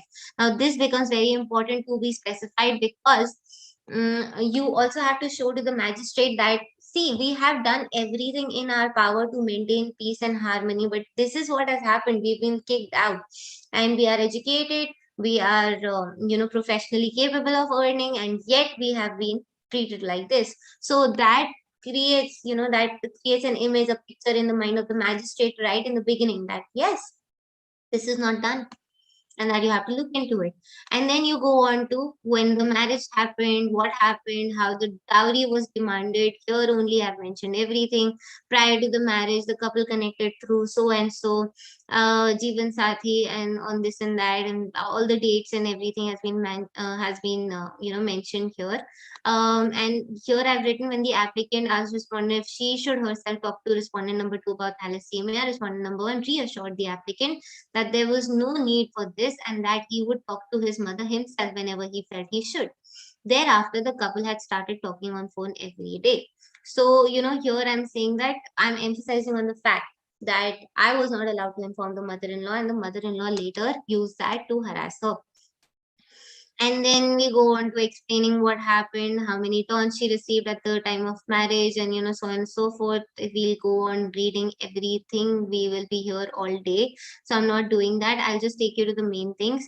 So here, what happened in the honeymoon? On the honeymoon also, he was not behaving properly with her because he felt that his mother was insulted and so on and so forth. Pakpera, she was not allowed to go home. And तुम्हें कोई common sense नहीं है. Now these lines, these dialogues, they have been reproduced here verbatim in Hindi. In the complaint, they were in English. So usually in our main draft, we put them in Hindi, just like they were said to us, and we ask our clients to repeatedly remember just exactly what were the lines, what were the dialogues, and we put them here to bring more effect, to make it sound more convincing. So we put it like this because mother-in-law, of course, we know that she will be speaking in Hindi, and the taunts that were given. Now, what were the details of the jewelry? Jewelry is here, that was given to her, but is in the possession of the respondents, and everything, okay, in detail. If you want, I can share the draft with you over email, so you can go through it on your own. Now, what I wanted to show you was that after you've written down all the facts in a chronological manner, and you go on to explaining why you're approaching the court, in the final few paragraphs, you have to emphasize just exactly how the abuse happened. So the respondents have ruined the applicant's life by abusing her economically, by not allowing her to work and keeping her financially dependent on respondent number 1, emotionally and verbally by constantly taunting, screaming, harassing, humiliating her, alienating her from her family and friends, sexually by depriving her from a healthy marital life, physically by hitting and assaulting her, and mentally by traumatizing her to the extent that she became suicidal and depressed. The applicant's jewelry and cash handed over by the applicant's brother to the respondent still remain with them. Okay, so we have to specify that now. Applicant and applicant's family repeatedly tried to amicably resolve the issues and reconcile, with repeated requests to the respondents to come and have a face-to-face meeting and arrive at a solution. The respondents came in June and repeatedly only said that they wanted divorce. And then you go on to explaining how another case has been filed, because the opposite party had already filed a divorce case here, and where they had already twisted the facts, and if that explanation is not given here correctly, then those facts can be misconstrued against the applicant. So while the applicant has selflessly given in for the relationship with respondent number 1, respondent number 2, emotionally, physically, mentally, monetarily, and demanded nothing but self-respect, support, and love, which she was always deprived of, the respondents have ensured that the applicant is mentally and emotionally ruined with no security or support by forcefully alienating her from her matrimonial home and then forcing her to sign the divorce papers. Respondent number 1 has filed for divorce on false and baseless grounds in Moga to further harass the applicant, and it is apparent that the respondents had colluded with each other and pre-planned the applicant's torture and harassment with no intention to amicably resolve the issues or let the applicant live peacefully in her matrimonial home. This is very important, that they were working in connivance with each other to harass her. Now, there is no unnecessary delay in filing the present complaint. This is the limitation para that I was talking about, and the cause of action to find the to file the present complaint is continuous and still subsisting. Now, how is the cause of action continuous is something that you explain in the next paragraph. It has arisen on at each and every occasion when the respondent's acts have caused severe mental, emotional, and financial trauma to the applicant, and the cause of action is continuous as the applicant has been thrown out of a matrimonial home with no maintenance or support from respondent number 1. All of her Sridhan important original documents, most of her clothes continue to be in the respondent's possession, and now respondent number 1 has unilaterally slapped a divorce case on the applicant in Muga on false, frivolous, baseless, humiliating grounds in order to evade his lawful liabilities towards the applicant and further harass her. Details of the previous litigation. You write the number of the case that has been filed. Applicant has been in a domestic relationship with respondent number 1. Now see how you're using these terms: domestic relationship, shared household, matrimonial home, parental home. These are the things you have to be very, very careful about. So domestic relationship with respondent number 1, respondent number 2 at Hyderabad and Moga, and applicant has been subjected to acts of mental and economic, financial harassment, abuse, and violence by respondent number 1, respondent number 2 at Hyderabad and Moga. The applicant is currently residing at her parents' home in Gurugram, which is within the local limits of the jurisdiction of this honorable court, and hence this honorable court has the jurisdiction to entertain the present application. And then we go on to reiterating the prayer. It is therefore most humbly prayed that this honorable court may be kindly pleased to grant the relief claimed to the applicant complainant under the protection order, and these are the reliefs under protection order we are seeking. Then residence order, and then monetary relief, custody order we don't want, compensation we want, and any other relief in favor of the applicant and against the respondent which the honorable court may deem fit and proper in the facts and circumstances stated above. And then you ended with applicant, aggrieved person through counsel, and the name of the counsel. Okay, so yes, now let us see your questions. Sarah has asked, can you share this on the WhatsApp? Yeah, I'll share it on WhatsApp. I'll share it over email. You can just take a look at it and self-correct after you've also attempted to draft one yourself. Asta has asked, ma'am, what is the reason behind filing domestic violence application before the CJM and not before the Mahila Court? Now, domestic violence, like we discussed yesterday, Asta, domestic violence allows the case to be taken by the judicial magistrate CJM. But, Mahila court, if we go to Mahila court, again, we'll have to specify what has happened, what has not happened. And even Mahila court does not have jurisdiction to entertain domestic violence cases. So they'll also forward the case to the magistrate. Okay, so you'll have to go round and round, round and round. Mahila court is very, it's easy, it's accessible, it's convenient. So if the aggrieved person or the applicant cannot approach a good lawyer or cannot approach the magistrate herself or does not know how to go to the police station, it's easier for them to go to the Mahila court, where the Mahila court will get the rest of the proceedings in order. But ultimately, domestic violence gives authority to the magistrate to try domestic violence cases. Is that clear, Asta? You can write your answer in the chat box. So now, everybody, what are your questions? Because I have prepared some questions for you, which is going to be sort of a catch-up quiz with 10 questions that you will be getting on your screens.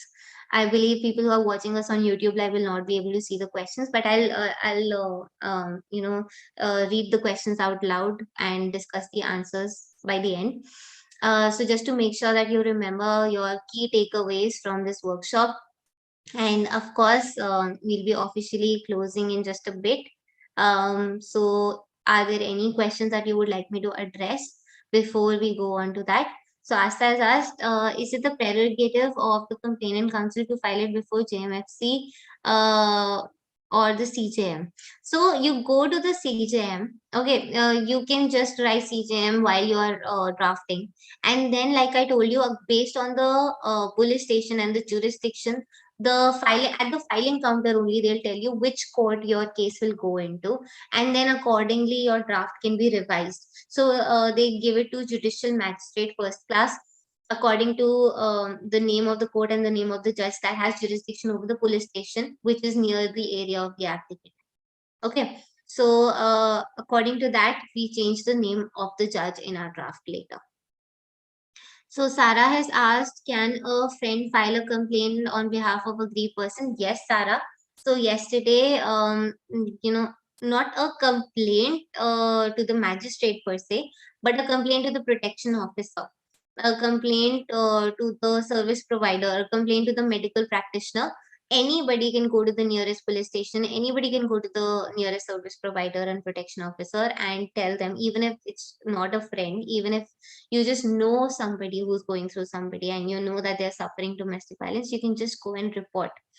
And you will not be held liable if that turns out to be false, but that will initiate investigation into the matter, and then the domestic incident report will be prepared by the protection officer by conducting the inquiry and investigation, and that domestic incident report will be filed by the protection officer to the magistrate, and then accordingly it will be converted into an application under section 12.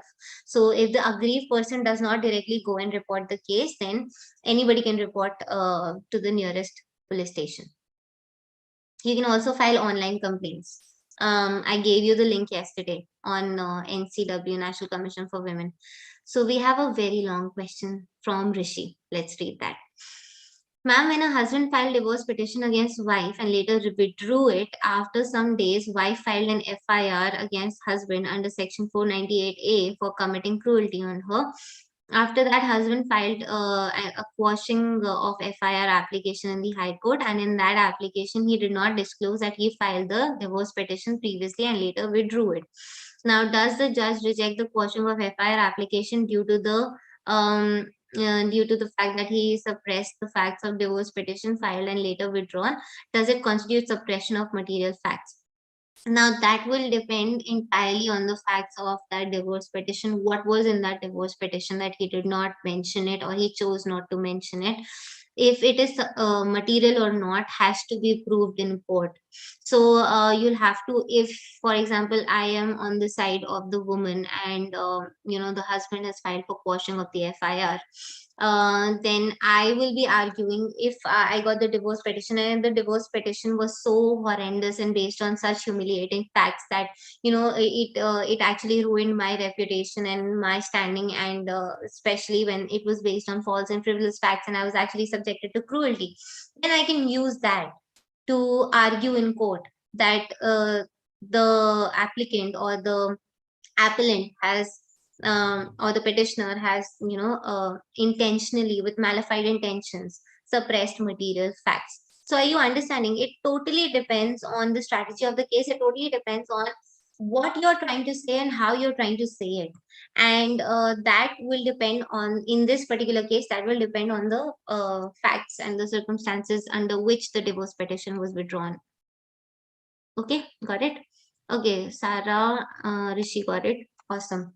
So if you have any other questions, you are free to ask them in the chat box, or you can also unmute yourself and ask me your questions. But I will be launching the quiz now.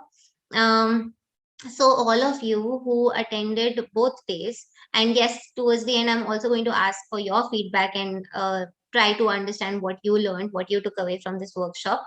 But before we do that, we will make sure that all of you that attended both days, you will be getting, or even if you attended later, you watched the video and you have an idea about what we talked about, you will be getting a certificate of attendance. And those of you that completed the task and gave us the drafts on time, and even if you exceeded the time for a bit, but you at least attempted, you will be getting certificate of completion. Okay, within this week. Now I'm launching the poll. You'll see the questions on your screen. Nandini, can you please tell me if you can see the questions? Yes, ma'am. I can. Okay, okay, awesome. So now you're getting 5 minutes. Just answer these questions and then we'll discuss the questions and the answers.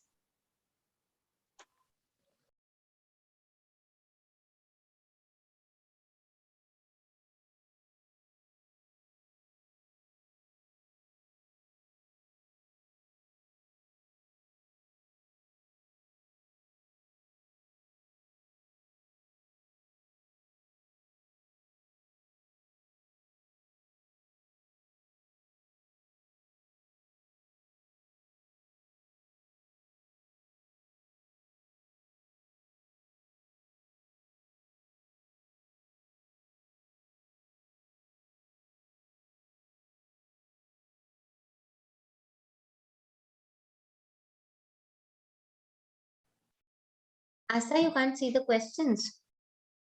No, ma'am, I can't. Can you just exit the room and enter again? No, Astha, let me help you. Just go to the three dots that say more. After clicking on those three dots, you'll see some options, and in one of those options, you will see the option of polls/quizzes. So you'll be able to access it.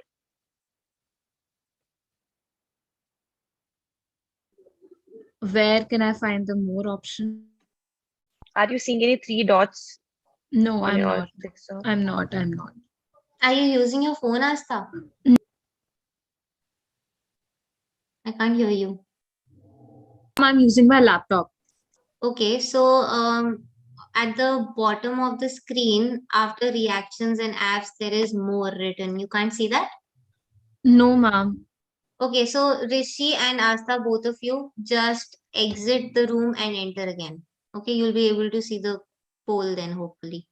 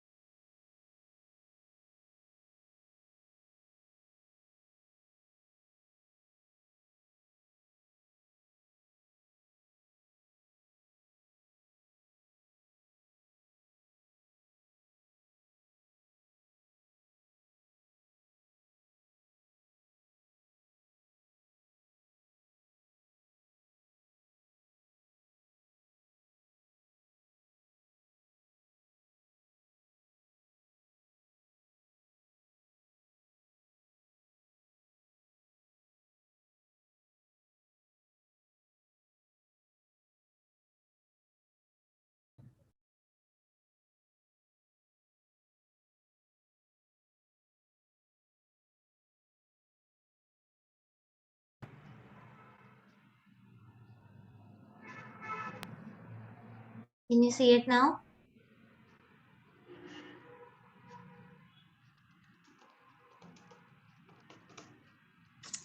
I don't know why this is. No, ma'am, I'm not. And I think Rishi as well is not able to do it. They can't either. Okay. Yes, ma'am, it's not visible. Ma'am. More option is not there. Even I am Okay. also using my laptop only. Okay, I'm not There sure might why. be technical issue or something. Yeah, because Right, ma'am. okay. Okay, so what we'll do is we will just start discussing the questions. I believe a lot of you have already answered. So I'll end the poll and I'll share the results with you. I hope you'll be able to see the results and then we can discuss the quiz with all of you. Okay. So can you see the results, everybody? Rishi and Asta. No, ma'am. No, ma'am. You can't even see the results. Okay. No, No. ma'am. Ma'am, please share the screen if you can. That will be better. I will. 1 second. Let me do that. Okay. Can you see my screen? Oh, Yes. yes, ma'am. Yes, ma'am. Can you see the result now? No, ma'am. No, We can ma'am. see the Word document. We cannot see the result. This is strange. Okay. 1 second. 1 second, guys. Okay, anyway, I'll just read out the questions and we'll discuss the answers. Okay. So Rishi and Asa, since you were not able to see the questions, and Ritik also, so you can answer these. I'll point these questions to each of you and you answer these questions. Okay. So first question is for Rishi. Rishi, no, okay, this is very easy. No, okay, fine, I'll ask you. Rishi, are you there? Yes, ma'am. Okay, so under which section of Domestic Violence Act can the applicant pray for protection orders?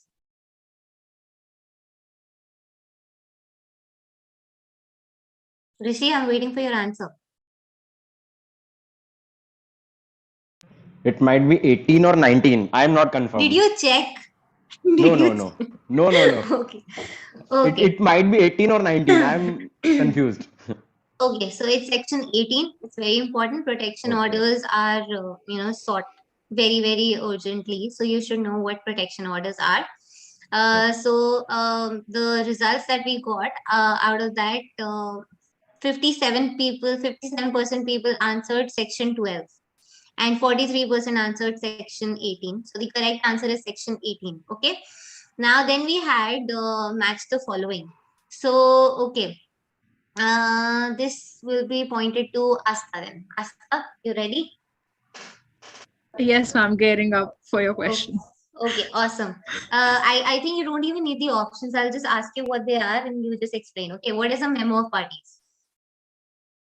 My memo of parties is a document where all the details of the parties are mentioned. That is their residence and daughter of, son of, details like that. Awesome. Awesome. What is an index?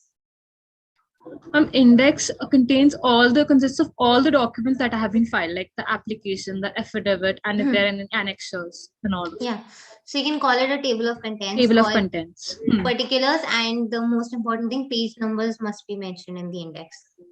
Okay. Next, cause title. What is the cause title?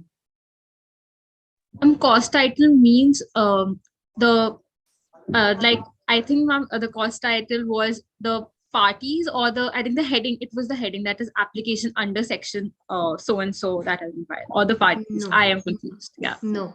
Cause title is the entire thing, the name of the court, the number of the case, and the name of the parties. This versus this. The entire thing is called the cause title. Okay. Oh, all right. Yeah. And then we have affidavit. What is an affidavit? Affidavit where the parties have to submit an affidavit so that all the facts that they have been stating are true to their knowledge, and that and in the affidavit itself it's mentioned also that their age, the further details, their residence and stuff. Yeah. Yes, very good. Very good. So affidavit is attached with all the documents, legal documents that you're providing to the court, filing before the court, and you have to swear the affidavit under oath saying that the information is true to the best of your knowledge, like we just discussed. So, okay, awesome. Now the next question will be answered by Ritik. Ritik, are you there?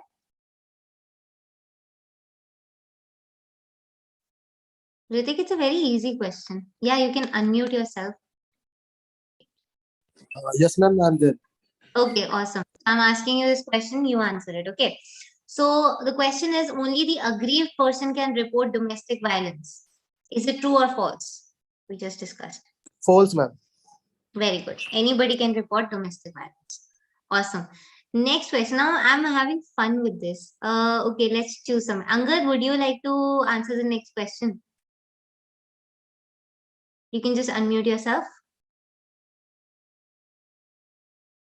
Yes, ma'am. Okay. Next question is, can a sister file a domestic violence case against her brother? True or Yes, false? ma'am. True. She can file. Because there is shared household, domestic relationship. Yeah. Very good. Okay. So now the next question comes to Akshat. Akshat, you there?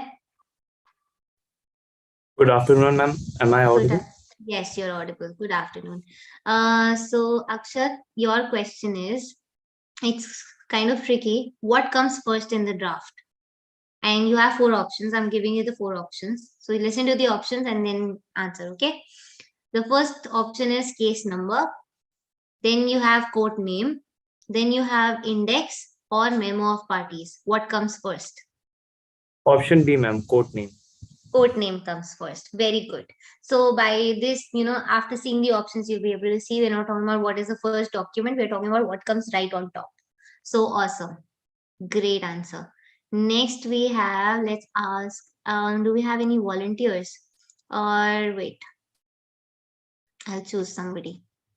Sakshi. Can you unmute yourself, Sakshi? You there?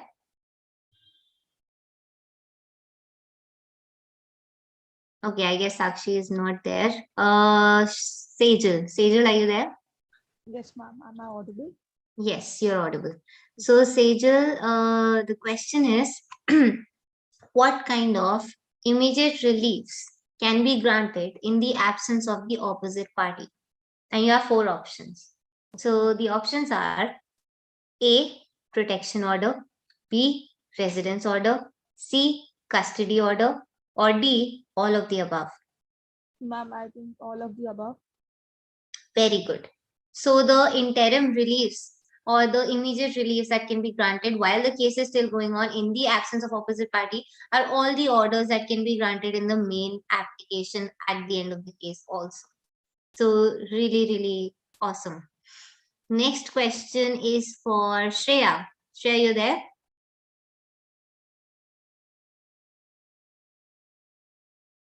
Okay. So let us ask. Okay, I heard somebody unmute themselves. Okay. Prem Prakash, are you there? Somebody is raising their hand. Sarah. Sarah? Sarah is volunteering. Okay. Sarah, you want to answer the next question? Yes, ma'am. Okay. So Sarah, the question is, what is the nomenclature of opposite party in a domestic violence case? How do we call the opposite? Respondent. Very good. Awesome. You didn't even need the options.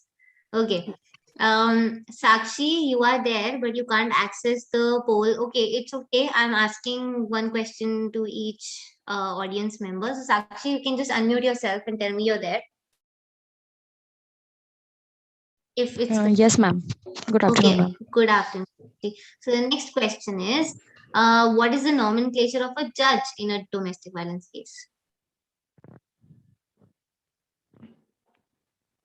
Do you need options? Yeah, ma'am. It's a judicial magistrate of first class, as I think. Yes, yes, judicial magistrate of first class, or you can also just say magistrate. So the judge is the magistrate in a domestic violence case. Awesome. Next question. Okay, I feel like coming back to my team now. My team, are you there? Are you ready? Okay, we have, I think we have some of the audience members that have not answered. Yes, Rishi, it can be metropolitan magistrate also. So basically magistrate. The rank depends on, the court where you're filing the case. So let us have Rahul. Rahul, are you there? Okay, can't hear Rahul. Okay, so Nandini. Let's Yes, see. ma'am.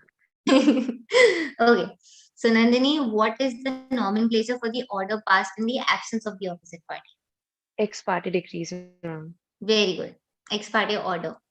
Order and Yeah. decree also different. So here it is order. Yes. Okay. Ex parte order. Yeah. Awesome. So now we have one last question. Any volunteers? You can just raise your hand. Chandni, are you there? You haven't interacted with me, I guess. or Ojas or Manas?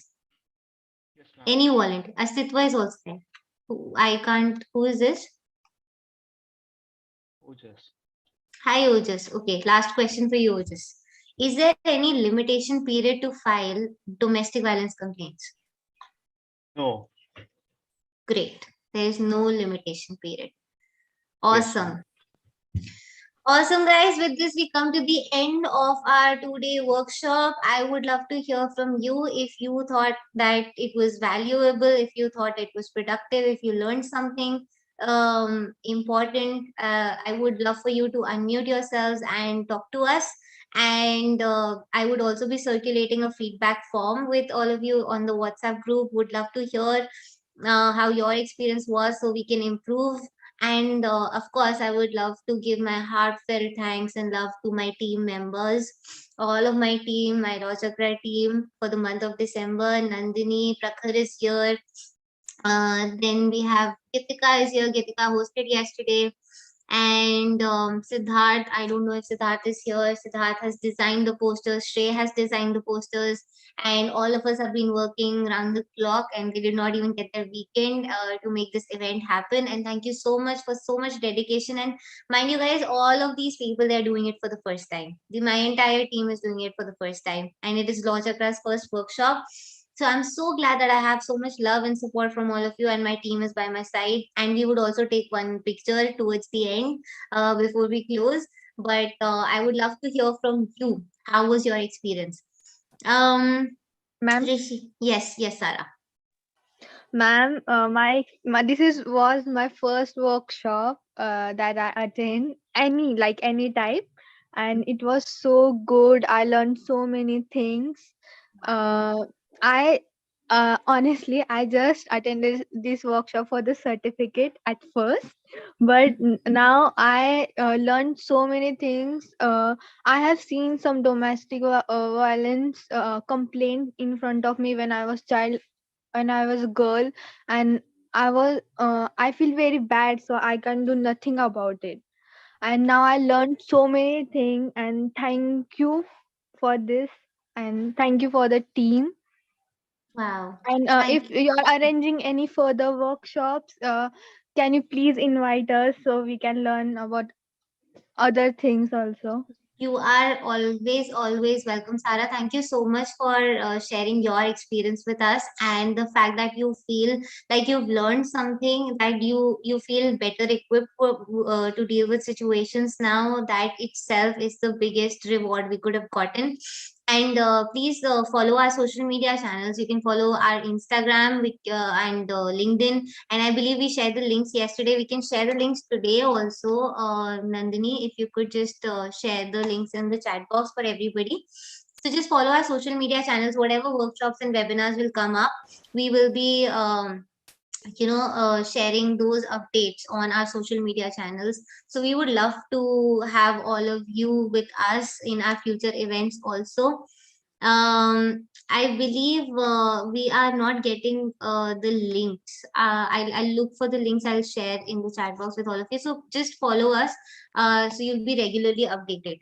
And thank you so much, Sarah, for sharing your experience with us. Is there anybody else who would like to share what were their key takeaways? Asta, congratulations once again. You were there with me in the Braille workshop also, I remember. And you were brilliant there, you were brilliant here, and you're going to get a letter of recommendation for sure. And keep up the great work. And there's so much all of us can learn from each other.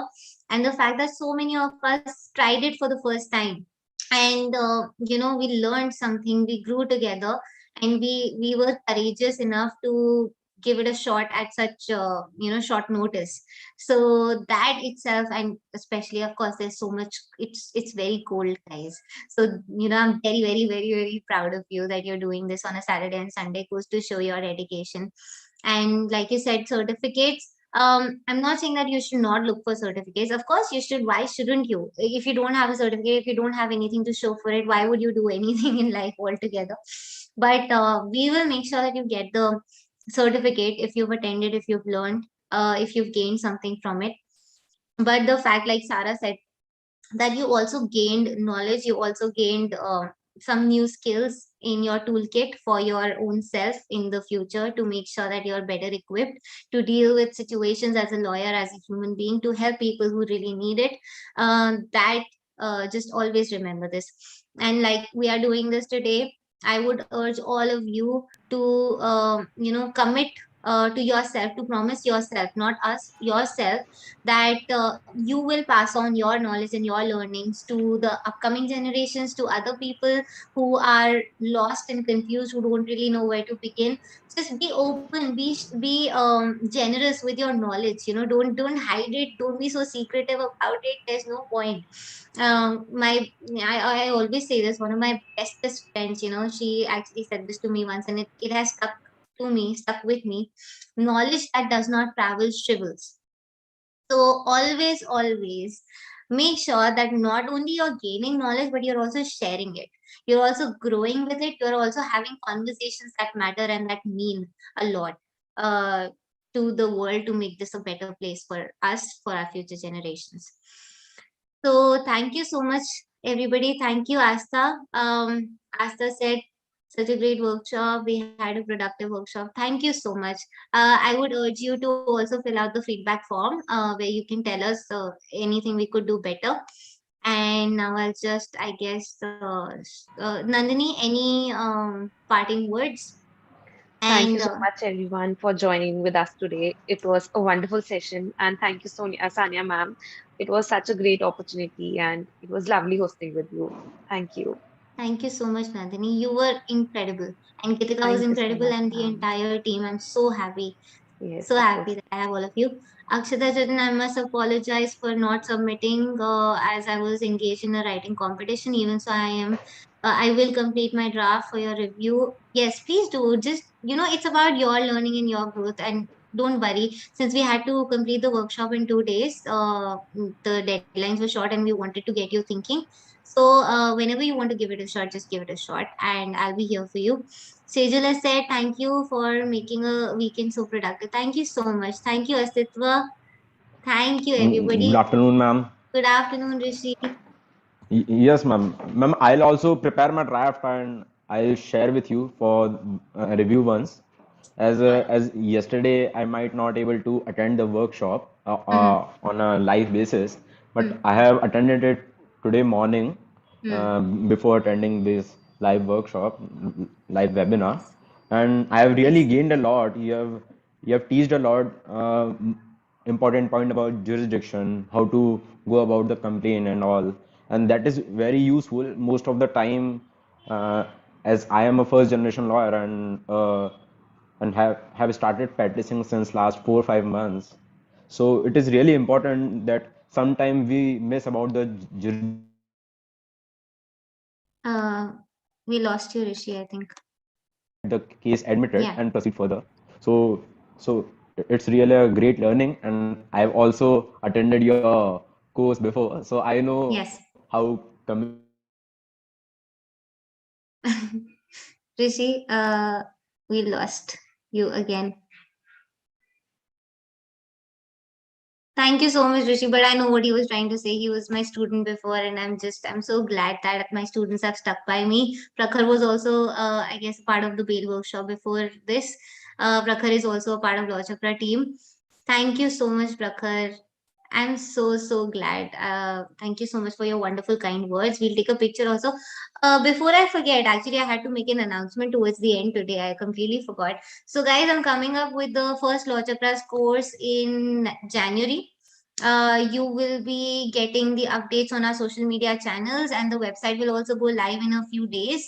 And we would love for you to check it out and see if it makes sense to you, and if we could add value to you, to your learning journey as advocates, as law students, as just human beings altogether. We, of course, like, the aim, the courses that I develop, my students already know, it's the courses are practice oriented. They are based upon the practical skills and combining the theory of law with the practice of law, and bridging the gap between the classroom and the courtroom. So So that is what we are trying to do here. And Astitva, if you want to be a part of my team, you're most welcome to be a part of the team. You can just send in your applications at lawchakra@gmail.com. You can tell us where you're coming from, write a cover letter. Do not just send a blank email with a CV. Write about your reason to join Law Chakra, and of course we will consider that. And for now we have our December internship going on, which is going to end soon, and I'm going to miss my team a lot. And we're going to take a picture before this. So yeah, the course will be coming in January. The topic and everything else will be revealed in January. It's sort of a big surprise. And I would love for you to be a part of it. And since Asta has actually gotten a letter of recommendation, there's another surprise. Asta, you'll be getting free access to the course. So congratulations. Thank you so much, Ma.